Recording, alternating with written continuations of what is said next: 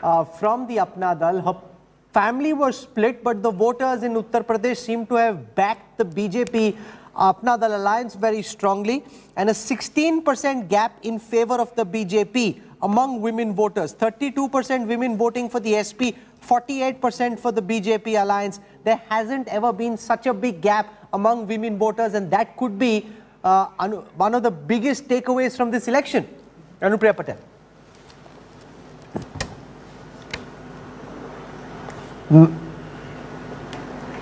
Ma'am, can you hear me, Anupriya ji? Yes, Anupriya ji, can you hear me? Okay, so my question is, first and foremost, congratulations. Yes. As far as these exit polls are concerned, your alliance seems to be winning and winning in style. Are these numbers bigger than what you would have expected, Anupriya ji? Well, I have always maintained since the very beginning of this election that NDA will retain power and we will make a grand comeback in Uttar Pradesh, and now your exit polls are talking the same language. So I am not surprised, maybe the others would be, but I am not surprised. I was always confident we are coming back, and now we see the same happening. And we're talking about the significance of women voters. Amongst women, 16% more women have voted for the BJP than they did for the Samajwadi Party. Amongst men, the gap is only 4%. But amongst women, the gap is much bigger, suggesting that the BJP alliance is able to pull women disproportionately to their ticket. Certainly, this is not without a reason. A lot of our schemes were centered around women. You know, the toilets that we constructed, they have gone a long way in addressing the basic needs of women voter in the rural areas or the urban areas. Then the gas cylinders under the Ujjwala scheme, which reach the women in the households. Also, the housing facilities that we provided to the common man, the common voter, the ownership is in the name of a woman. So women voters have seen that the government has a pro-women approach insofar as the pro-poor welfare schemes are concerned, and which I think is the biggest force that has been instrumental in creating or building more faith in the minds of the women voter towards the NDA-led government, and which is why we see such a big gap in the percentage of women voters turning out to vote in favor of the NDA alliance candidates. Thank you very much, Anupriya ji, for joining us. Also, Sanjay. Can I ask Anupriya one question? Anupriya ji, your old friend Rajdeep Sardesai here. Yes. You tell me, Anupriya ji, you know, Yes, your party, Rajdeep the Kurmi voter, you know, there was so much of talk about the non-Yadav voters. That 35% was going to be critical to this election. The BJP was seen to have the upper caste with them. The SP had Muslim Yadav solidly behind them. 35% non-Yadav voter OBCs, including Kurmis, would make a difference. Was this election at the end of the day fought along those lines, or are you saying that issues like Ration, Shasan, Ujjwala, they go beyond these caste lines if these numbers are right? It's a big if these numbers are right. Because Preeti is saying, har constituency mein takkar hai. Look now, No, both factors are equally important. Look, you cannot deny caste equations in the poll battle of Uttar Pradesh or any other state for that matter.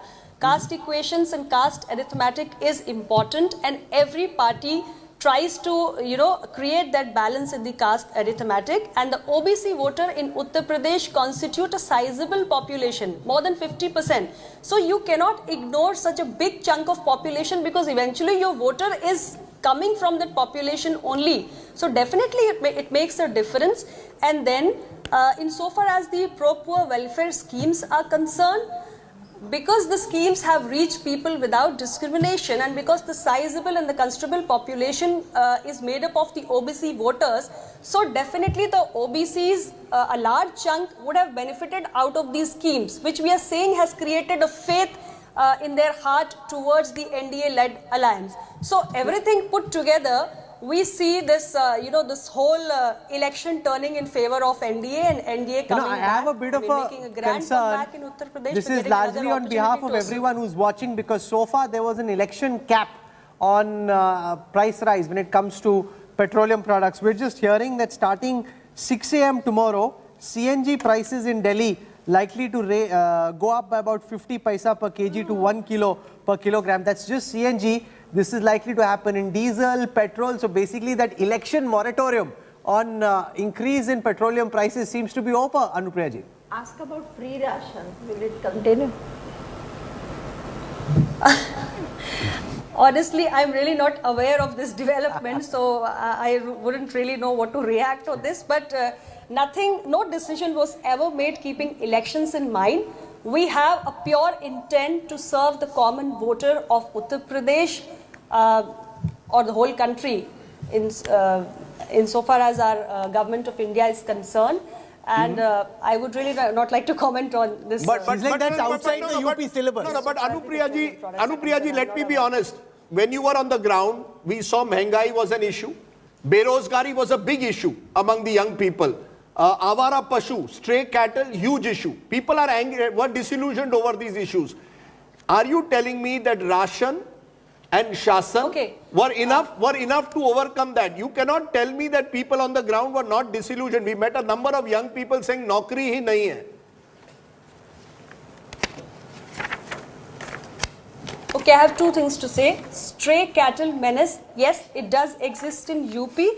Our government tried to address this menace. We tried to construct Gau Ashray Sthal, but I would still admit that efforts were not sufficient, and which is why Prime Minister, while addressing a rally, said that in the next regime we will do more to curb this menace. And when we spoke to the voter on ground, they did come up with this concern, but we also told them that we will do more. And they were in favor of the NDA alliance because law and order was such a big issue that the voter had big fear in their heart that if the Samajwadi Party led alliance comes to power in Uttar Pradesh, then maybe the stray cattle menace is a smaller one, but a bad law and order would be too difficult a menace to handle. So that kind of, became a bigger issue, and this became a smaller issue. Nevertheless, I would still say that yes, the problem still exists and we need to address it, and we will try, we will leave no stone unturned to address this problem. It is a serious, genuine issue which sweep persists. or seeming sweep, and yes, there is you a also big raised cause an of issue about concern employment generation. From the BJP's perspective, and that is this.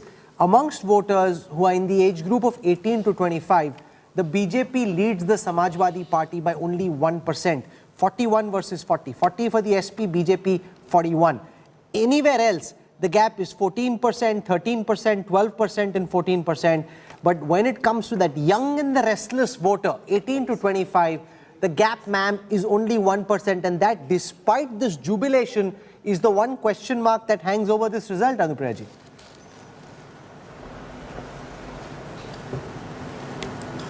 Well, okay, if that is the analysis, I would say that since you had raised the issue of employment generation also, we did face COVID pandemic, which kind of disrupted the whole economic scenario. And yes, this was a serious issue.